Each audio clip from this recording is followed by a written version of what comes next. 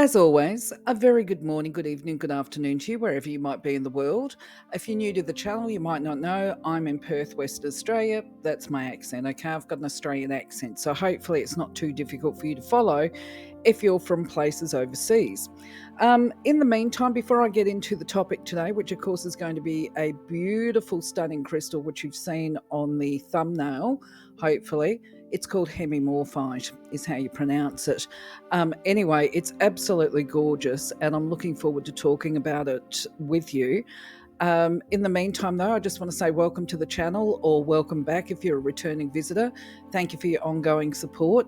Just a reminder that I invite everybody to put forward their thoughts, opinions, beliefs, experiences when working with crystals, because to me it's all a matter of all the information that we share, we can stockpile. Some of it's going to resonate with some of us. Some of us will find some of the stuff probably a little bit hard to swallow or believe, and some people can be completely and utterly cynical, and that's fine.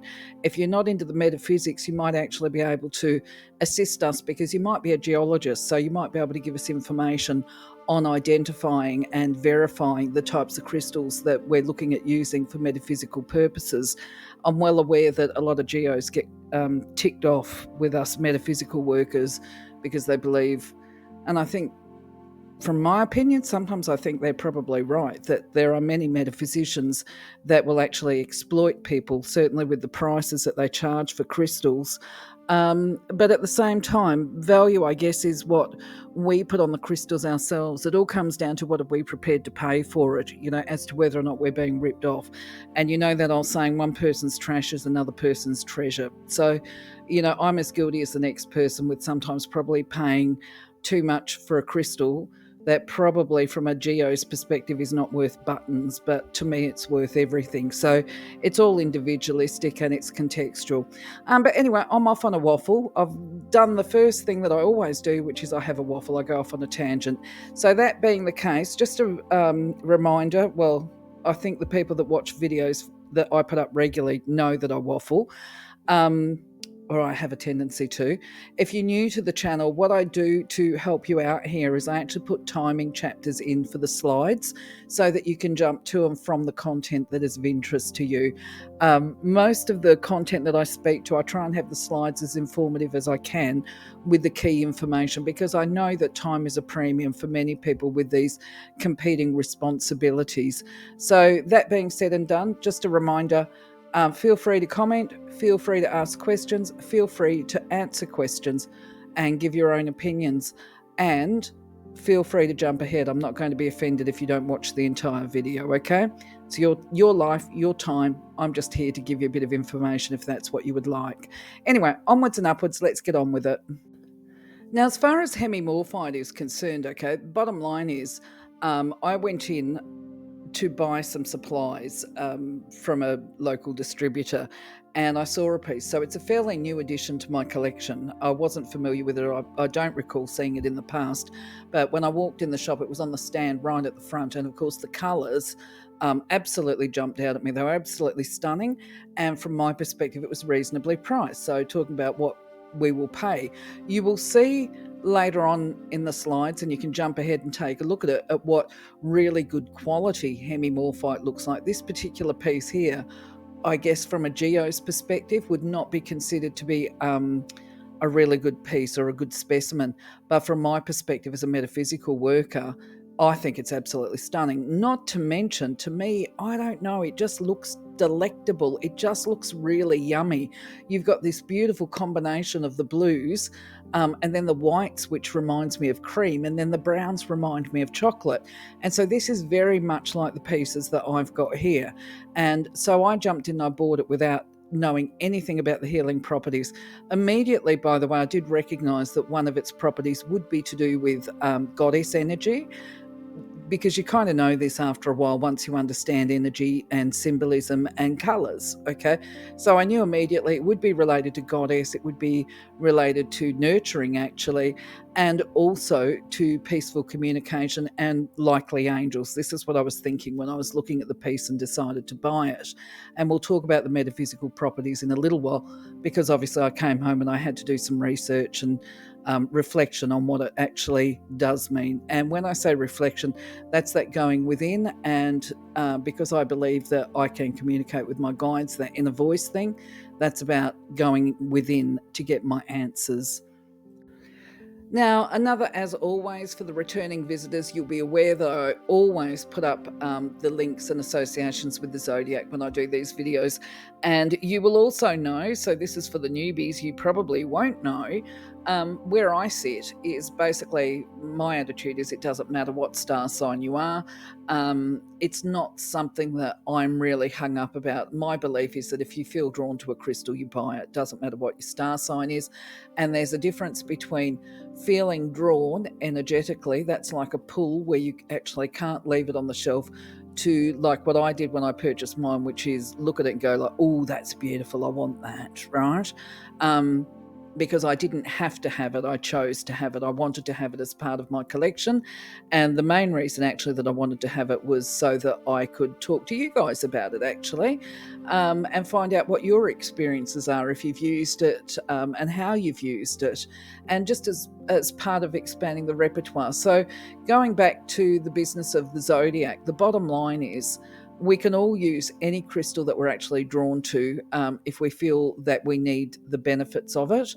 And sometimes you don't know the benefits, you just know that you've got to have that crystal, and then you'll do the research afterwards, a bit like what I've done. And far better to go into a shop where you can actually manually hold them and feel if there's a magnetic pull there, if you feel energy and vibration, as opposed to looking for them online. That's my belief anyway. Now, from a metaphysical perspective, this is just a summary and overview of what Hemimorphite can offer you. You see here, this particular crystal is absolutely stunning, and I'm sure that there are people that love it. And I would love, there's no way that I wouldn't love to have a piece like that. But for some reason, I find the bits with the little bit of chocolate and cream in them to be far more attractive than this really beautiful specimen here, which it is a lovely specimen.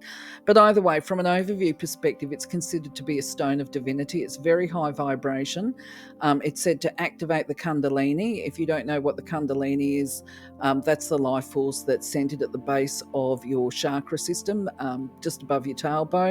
It's supposed to, or it's attributed to initiating access to the higher realms and the higher beings, which that would be the angels, guides, guardians.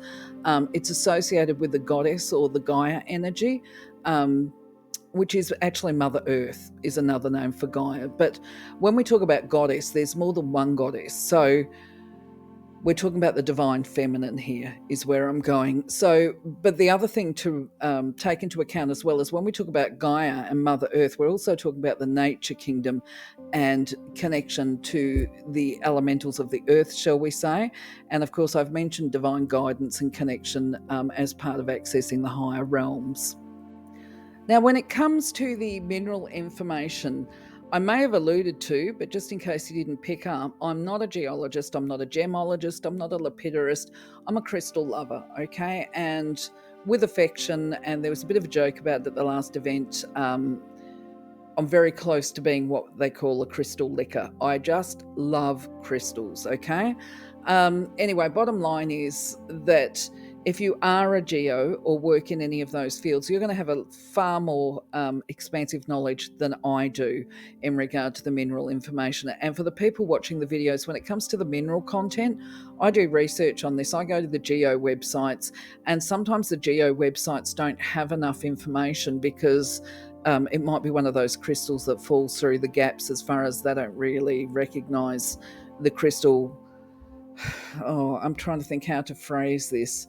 I can't think of a polite way of saying it, but some of the crystals that we like in the metaphysical field would be like if we were buying a dog that was a Shih Tzu crossed with a Chihuahua, like my little pooch here, and potentially a number of other breeds running through it.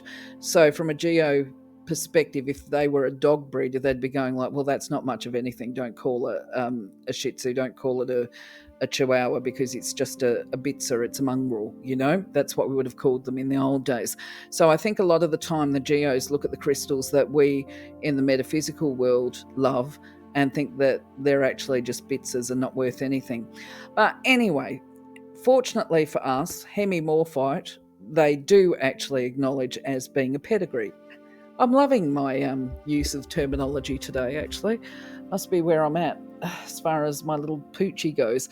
But anyway, so they do acknowledge hemimorphite as a if I can speak, legitimate crystal.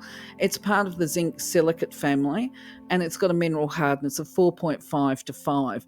Now, this kind of information is important for us collectors and workers in the metaphysical fields because it gives us information on how we should handle and treat our crystals once we've bought them.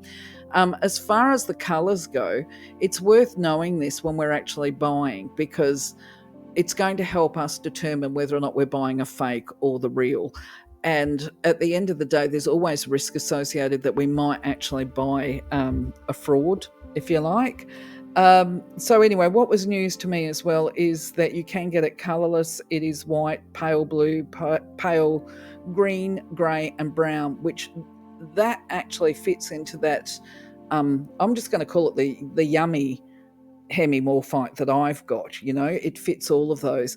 Now, from a toxicity perspective, hemimorphite itself is not considered to be toxic. Okay, beyond the fact that if you are somebody that works in carving crystals and doing the polishing and that kind of stuff, dust from any crystal can actually cause health issues. So I don't know if you're aware of that, but you would need to wear proper safety gear and that kind of stuff to make sure you don't inhale it. But generally speaking, what I did learn is that while hemimorphite in itself is not toxic as far as poisonous chemicals go or mineral makeup, it is found in areas where there is arsenic. Okay, so sometimes there can be cross-contamination between the hemimorphite and the other ore deposits, shall we say. And so therefore sometimes hemimorphite can contain these arsenic traces. And it's important to be aware of that when you're actually handling your hemimorphite. So, I mean, I've got some crystals here that are full of arsenic, actually.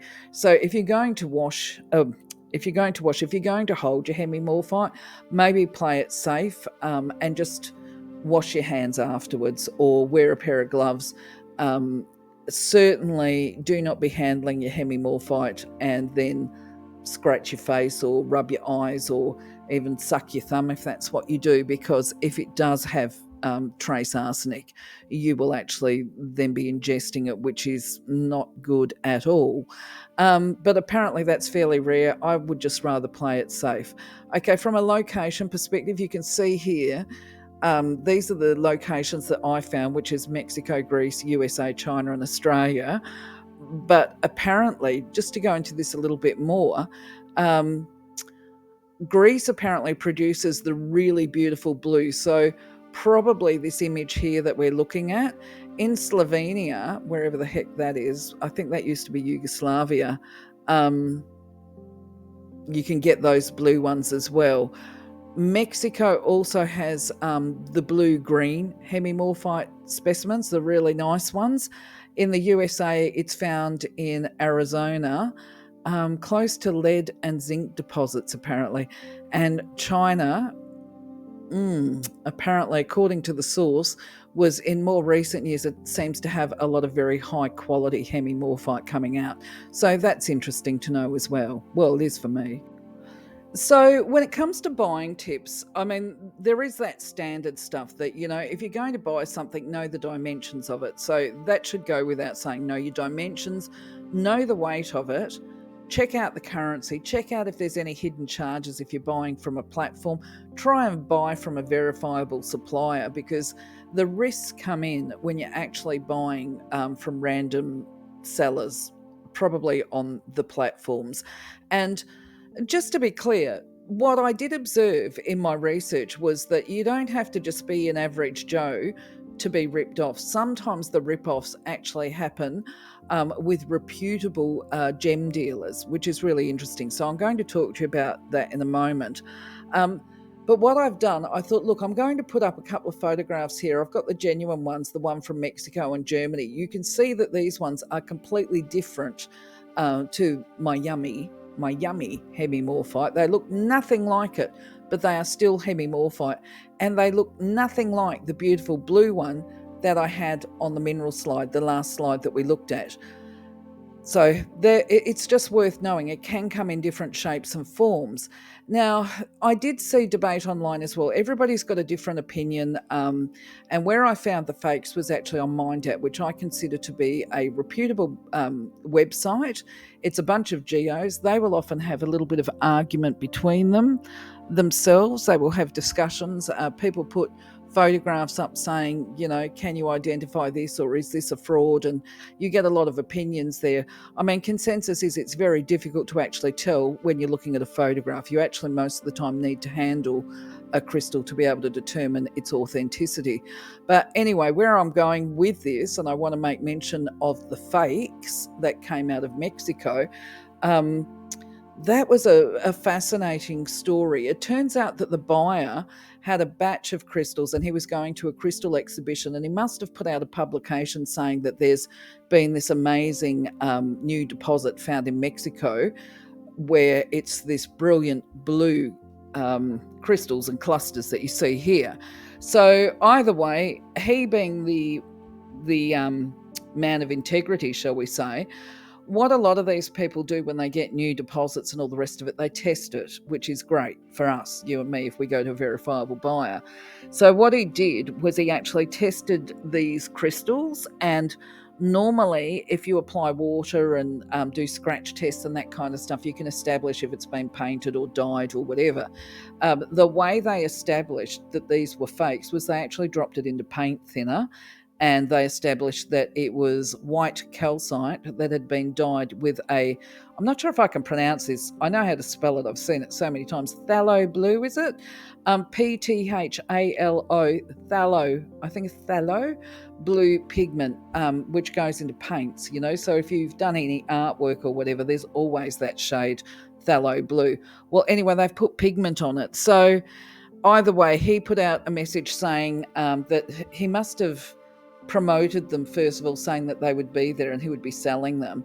But what I saw was where he was withdrawing the notification. He was saying that they'd established that they were fakes and he would not be taking them with him to the exhibition. And I love the way he put this little disclaimer underneath his notification to the public, which was there may be, along the lines of there may be genuine deposits, however, the ones that he had were fakes. So that was very good. Now, when it comes to the other fake, the central one, that's kind of a humorous one, and I got this off the Mindat site as well, where that is a fake too. And I'm not sure the backstory with this as to what they did to create this fake hemimorphite, but it certainly is a very pretty one.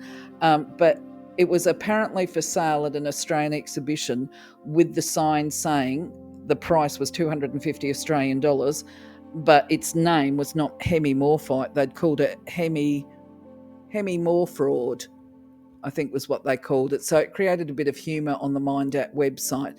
So either way, yes, buyer beware always. Try and buy from a verifiable seller when it comes to things like hemimorphite. So now that we know what we're looking for, and now that I've done my research and reflection on the healing properties of it, hemimorphite is actually considered to be a stone of empowerment and manifestation, which allows a person to achieve their potential. So it supports manifestation in all its forms. As previously stated, it is considered to be a stone of divinity, and beyond being or supporting the access to the higher realms, we're talking celestial realms here as well. Angels, light beings, spirit guides, guardians. It's got a whole range of other attributes that primarily enable a person to spiritually grow and to develop any latent or inherent gifts that they may have within them. So all of this apparently is facilitated through a spiritual attunement, and where a person starts to see the spiritual lesson or the underlying meaning in each experience they have. And quite often as we go through this physical existence, especially when there's challenges and a lot of emotional pain and suffering, it's hard to actually see what that lesson might be. So it's believed to clear and balance and strengthen a person's auric field, to strengthen their levels of awareness or expand their levels of awareness, including self-awareness, while also heightening their consciousness. Through this development, there becomes an opening up of the psychic gifts, particularly the clairs, and the capacity to channel messages from the light beings, and spirit, if that's what you're into, if that is what you're into, and to be able to do telepathic communication. Now, just making a point here, when it comes to telepathic communication, we're also talking about being able to communicate with animals. And I'm not talking about, what was that doctor in the kids' books? Wasn't Dr. Seuss? If we could talk to the animals, walk with the animals. I can't remember what that doctor's name was. It was a kids' movie if you didn't get to see it back in the day. Not like that, but telepathy is actually, with animals, is actually amazing to experience. Anyway, there becomes this strengthening of the connection to the nature kingdom. And this connection, once we start opening up to this, it opens up and connects a person to the nature sprites, the elementals, or if you're from the Irish descent or ancestry, that would be called the fairy kingdom, some people call them. Of course, I think the Indigenous Australians call them the sand people of the sand. Most cultures have got a name for the earth spirits, shall we say them. Anyway, as I said, it is believed to act as a magnet and attract and draw abundance, particularly prosperity, wealth, and good fortune to a person. It is considered to be a stone of revelations. It's a truth teller, and it is a stone of inspiration, motivation, and change, transition, because when we talk about change, we are talking about transitioning from one phase of our life to another. So there's a bit of a rebirth associated with that. But you could also, I believe, if you've got somebody that is passing over to the other side, or we like to call death dying, some people call it death dying, you could pop a little piece in their room or beside their bed for ease of transition as they go into the new phase. So before we start talking about the physical and the emotional attributes, just a reminder and a caution that you would not disengage from your appropriate treating professionals. There's no evidence base to crystal health benefits. There's a lot of anecdotal information. And when I share the information here, when it comes to crystals, it's either based on my experience of working with a crystal or from what I've heard from other people, or on occasions like this with Hemimorphite, because it is new to my collection and I haven't really worked with it yet. It's based on information that I've found online or from my books that I've got. I've got a lot of crystal books as well, and putting it together. So just a reminder here, use your own discretion. You can use your crystals as a complement if you've got any of these health conditions. Interestingly, I actually do. So I probably was drawn to buying it. And I think I probably would be better off, as opposed to using the Hemimorphite as the little towers that I've got, I probably would be better off getting it as a tumble stone for me and wearing it. For those people that are interested and not aware, I actually have autoimmune conditions. And if you're not aware of what autoimmune means, I found out, probably a couple of years ago, that they found, I'm now off on that tangent I warned you about, on the first slide. What I found was that those of us that are born with an autoimmune condition, they have found links with our DNA matter or the cellular structure that is similar to those people that have passed away from the Black Plague back in the day, Black Death, which is an indicator, in case you weren't aware, that we are descended from survivors of the Black Plague, which I found a little bit interesting. But anyway, I can see now when I look at this stuff as to why I would be drawn to working with Hemimorphite. But anyway, back to the physical benefits or the attributes. It's supposed to support heart health. Circulatory system obviously includes the heart, but also blood and any blood disease disorders, that detoxification, purification of the blood, healthy blood flow, regulation of the blood pressure, that kind of thing. If you've got respiratory ailments, it's supposed to support lung health and breathing. So if there's breathing difficulties such as asthma or allergic related symptoms, which I think that probably is anaphylaxis. If you've got a history of anaphylaxis as an allergic reaction, then obviously you would still carry your EpiPen everywhere with you. But excuse me, I'm going to have a cough. Sorry about that. The idea would be that you could wear perhaps a tumble of hemimorphite as a protector against allergic reactions or bee stings, if that's what you're allergic to, stuff like that.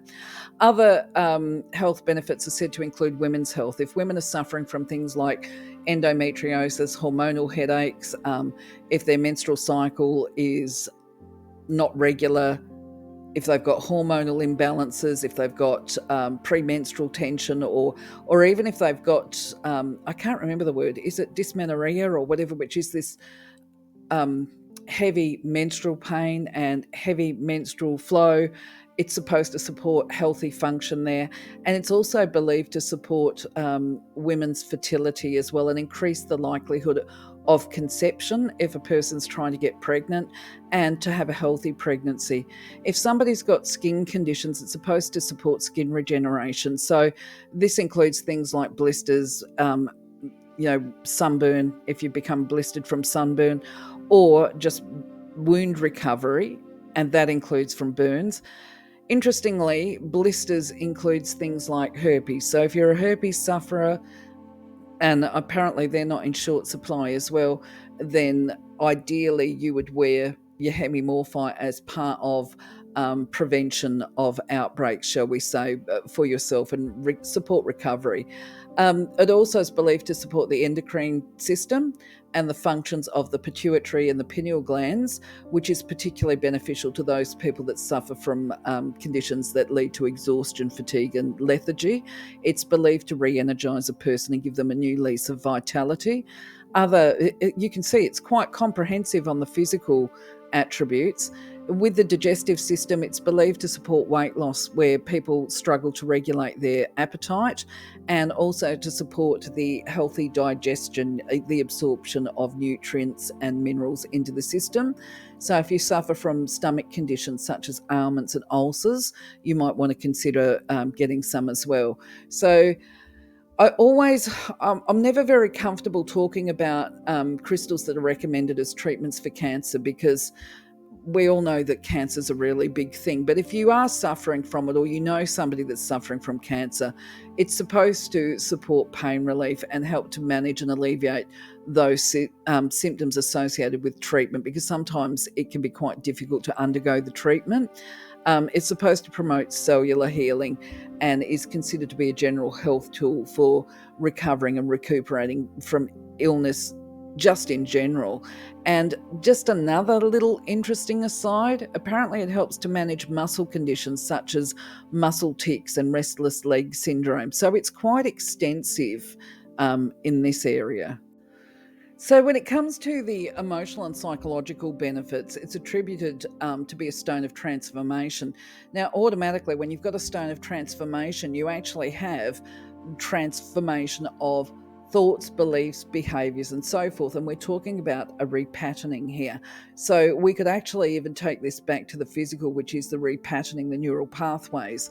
Okay. It's said to support a positive outlook, and an enthusiasm for life. If people have become depressed and feeling stagnant, it's supposed to raise the levels of joy, happiness, kindness, and contentment. There becomes this subconscious healing, which heals the underlying issues, especially of any physical causes. Remember, I'm saying here, this is what I understand. These are the attributes. These are not my personal experience, but I would be interested in very much in knowing your experiences. It's said to offer emotional stability, help with emotional wound healing, so it would be beneficial for people with trauma. It's said to promote also confidence, self-confidence, self-esteem, self-respect, and build empathy. Now, we always think that empathy is something we feel towards someone else. Now, this is true. We do feel it towards other people as well. We can have empathy towards them, but it's also helpful to have a little bit of empathy from towards self, and we do that by trying to see our situation from a third person perspective. Like what would you think? Because we're our worst, harshest critics. Sometimes you've got to stand back from your situation and go, well, look, why am I being so harsh on myself? If somebody came along to me and was telling me their problems, the ones that I've got, I would be a lot more compassionate to them. I would have more empathy for them and a little bit more sympathy and kindness. So it's a matter of extending that to ourselves as well. So if a person suffers from anxiety, it's said to calm and offer comfort. What I like about these attributes probably here is this one of acceptance, accepting right here, right now, being present in the moment, as opposed to thinking too far into the future or ruminating on what's already been. So it's about being here and now. It's very grounding as well, emotionally grounding. And it supports a person to release resistance, because that old saying of what we resist persists. So it builds this acceptance, and it also builds inner strength and courage. So these are very positive attributes. Now, the other thing too is when we're talking about doing this inner reflection and transforming ourselves and our reactions, and instead of reacting, responding to stimuli or whatever, the natural flow on is that relationships improve. They become more harmonized. We start to have mutual respect and high regard. And this comes about through the communication and verbal expression of feelings, okay? And in a non-blaming and non-judgmental way, just expressing with kindness and love. And this is the stuff that obviously I noticed when I first saw Hemimorphite in the shop. It was like I knew it was a communicator. When you can communicate effectively, a lot of conflict goes away. And what have I got here? I'm just looking at my notes. Something jumped out at me. It's apparently a protector against emotional manipulation. Now, the interesting thing is self-manipulation. Grab hold of that thought. Self-manipulation, how do we do that? That's where we talk ourselves into remaining in negative situations under the belief, talking ourselves into believing that something is meant to be or has to be, because we get our thoughts confused with our heart, shall we say. Maybe that's a conversation for a Sunday yarning. But yeah, definitely where we lock ourselves into situations and use emotional manipulation on ourselves.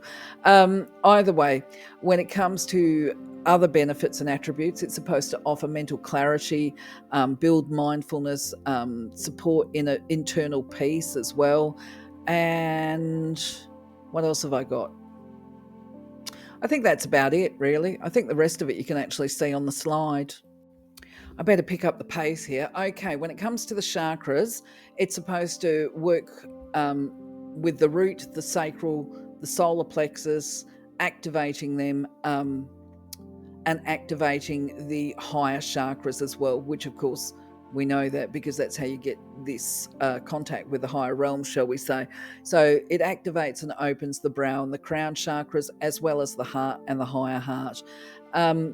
Just a reminder too, anxiety sits in the higher heart chakra. So if you suffer from anxiety and you ask yourself, where do you feel it in your body when your anxiety escalates and peaks, I would be very surprised if you didn't turn around and tell me that you actually feel pain just above, if you're a woman, just above your cleavage, sort of in between your throat and your cleavage. And your heart chakra, basically, if you put your fingers, if you're wearing a bra, it's on the bottom part of your bra. And the higher heart chakra is at the top of your cleavage, in between your throat and the bottom part of your bra, if that makes sense. Now, of course, as for uses, you definitely can wear it as a jewellery item. You can wear a tumble as a jewellery item if you want, with those macrame or wire. Oh, what are they called? wire wrapping, you can do that as well. But the bottom line is, whatever way you wear it or choose to wear it, because it's soft, it's only 4.5 to 5 on the scale, okay? It's more suitable for pendants and earrings. You wouldn't be wearing it on you as bracelets because it definitely will break and shatter. So you could wear it as a pendant, perhaps as an amulet, you can, or a talisman for good fortune or whatever. You can hold any form of hemimorphite if you're going to meditate. As part of that, I've already discussed the fact that you can actually put it out as an ornament. I'm struggling over my words I can't pronounce, sorry. I think I'm getting a little bit excited and stressed, I think, about the fact that this video is going for so long and I'm trying to make it shorter and just making it worse. Anyway, okay, moving on. So yes, you can wear it as jewelry. You can use it in meditation. Sometimes there's palm stones. You could maybe have a palm stone, or you could hold one of your little towers if that's what you want to do. You can put it in your environment. You can just have it because it's an ornament, you know. It really depends on what you're attempting to do. This is what the use, how you use it, is determined with the intention and purpose for using it. You might want to place a little piece under your pillow at night when you're sleeping, you know. If you want to access goddess energy and to enhance your divine feminine aspects, then you could probably wear it as a pendant. You know what I mean? That would be a time for wearing it as a pendant. If you're looking to connect with the nature kingdom and Gaia, the energy, then you could potentially hold a piece and meditate in the garden. That would be one thing as well. So yeah. Anyway, how do you use it? I think I'm going to pull mine out and put it beside the desk. I think that's what I'm going to do because I spend a lot of time at the desk. So I think I might have mine as an environmental one. I can't wear it, it's too big. So, as a messenger, I do believe that Hemimorphite offers what is basically a very simple message, but at the same time, everything is simple and everything is complex. Okay, so the simple message is it encourages a person to tap into and access goddess energy, to find softer and more gentle ways of expression, and to be able to speak their truth in non-judgmental, non-blaming and loving ways. And then they will experience the benefits of this approach. And my gut instincts are basically that this crystal is primarily focused on communication across the mind, body and spirit layers. Okay, so basically look at yourself speak and the ideas that you hold. And if you're negatively critiquing other people or very critical of them, then the reality is that you're going to be very critical of yourself as well. You might be judging them very harshly because actually you judge yourself very harshly as well. So it's a matter of establishing, seeing what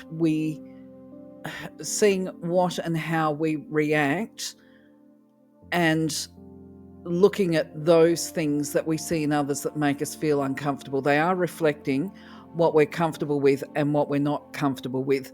And the bottom line is that not everything that we see in others is a reflection of who and what we are. Sometimes, well, that's kind of a layered word or sentence there, okay? What we see in others is definitely a reflection. It doesn't mean that who they are and what they do is a reflection of who and what we do. Sometimes it's purely a reflection of what is important to us, what our values are, because we're not all the same. And so we all have different levels of importance or value, shall we say. So when you look at the star signs, for example, they're a prime example actually of what tends to be important to certain people. So straight off the bat, the star sign Cancer comes to mind. They're very sensitive. Same with the Scorpios, all the water signs. They're generally very good with their words and they appreciate this very soft, gentle form of communication. It's up there as a number one priority for them. And if we want to talk about hurty feelings and hurty words, they're the sort of people that generally will react to hurty words. Whereas somebody who is a fire sign will potentially be non-reactive to words because they're more interested in seeing the actions of people. So they won't put as much emphasis or importance on the way a person expresses. They'll be more interested in observing the person walk their talk and see if that person's got integrity. Okay. I'm being very general here, but that's the idea, that respecting the fact that we do have differences, and it's okay to express them, but to release expectation upon them. I don't know. I'm just looking at my notes here. Yeah, just build compassion and empathy into your communication, I guess, is the key message. And don't forget that compassion extends to you. I'm sorry, this video has got very long. I'm not going to spend a lot of time on this. I'm just going to remind you that there is another video on the Crystal Magic playlist about how to look after, care, and treat your crystals. The only thing that you would need to remember for Hemimorphite is that it is a soft stone, and a good rule of thumb is that any stone that's got a hardness below 5, you shouldn't get it wet. So you would not be immersing your Hemimorphite in water. If you might use a damp cloth to wipe any grease or grime off if some little person has been handling them, but you would dry it off straight after. You would not be putting it out in the rain like what I do with many of my crystals, and you might need to consider putting it in a display cabinet to protect it from collecting dust, as part of preserving the actual crystal's integrity. If you've got it as a jewelry item, you might want to just take it to the jewelers to get it cleaned. And if you're doing the metaphysical stuff, as I say, check out that video. My fallback option is always selenite. I love selenite, and I would be putting my Hemimorphite on the polished selenite rulers that I have, as opposed to some of the unpolished, because some of my selenite, when selenite is not polished, it actually can be quite rough, and I don't want it scratching the Hemimorphite. I would also potentially fall back on saging and smudging as an option for clearing and cleansing energetically. Yeah, and that's about it. If you've got suggestions, feel free to make a comment. So if you've made it this far in the video, I'd like to say thank you very much. Congratulations. Well done. Talk about dedication. Thank you for being part of my journey. I'm going to love you, leave you now. Wish you a blessed day, blessed week. Take care, and catch you on the next video. Bye-bye for now.